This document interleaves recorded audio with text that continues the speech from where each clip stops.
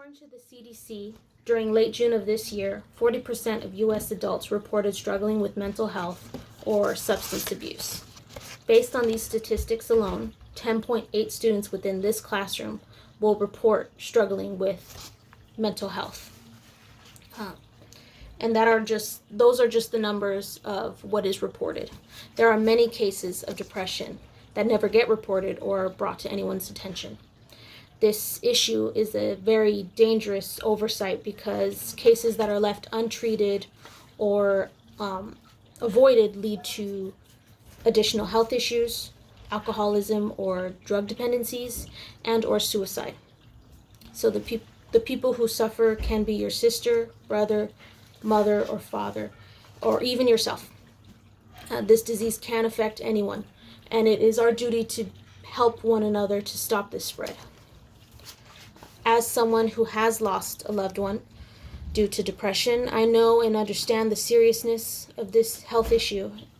I truly believe that people could save a life if others only knew how to spot depression in another and then take the necessary steps to help them.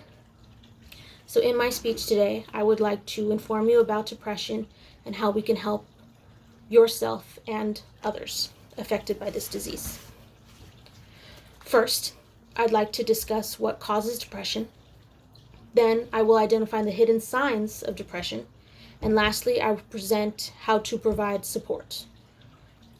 Let us begin with what could cause depression.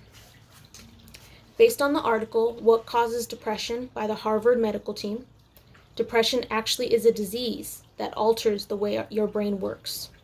So something as common as a stressful life event or personality traits or even genetics can be able to cause this chemical imbalance that then causes depression. Knowing the cause of depression is important because it can help identify if someone is depressed and therefore aid in their recovery. Within the same article by the Harvard Medical Team, they explain stress plays an important role in depression. It can be a loss of a loved one, or losing your job, or any other major life change, including drug use, that can trigger depression.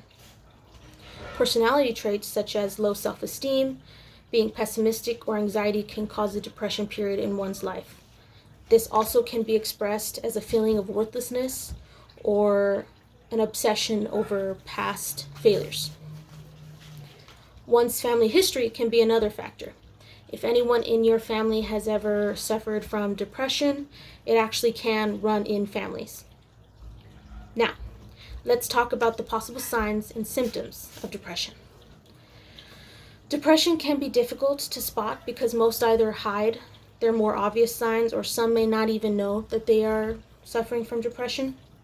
According to Jane Leonard, a psychotherapist from the Medical News Today newsletter, the possible hidden signs of depression are appetite and weight changes, changes in sleep habits, and or alcohol or drug use.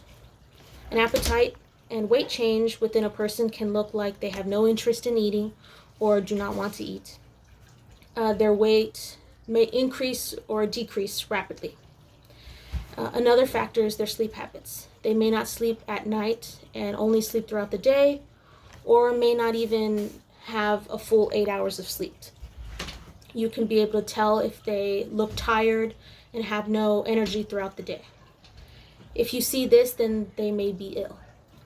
Another sign would be the use of alcohol or drugs increase.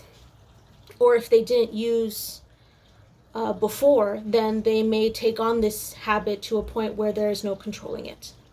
They may hide new habits as well, so another indication would be hidden bottles of alcohol or drugs throughout their living space.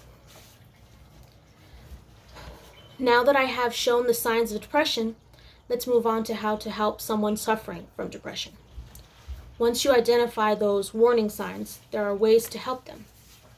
In an article written by Mayo Clinic staff, says all too often people feel ashamed about their depression and mistakenly believe they should be able to overcome it with willpower alone.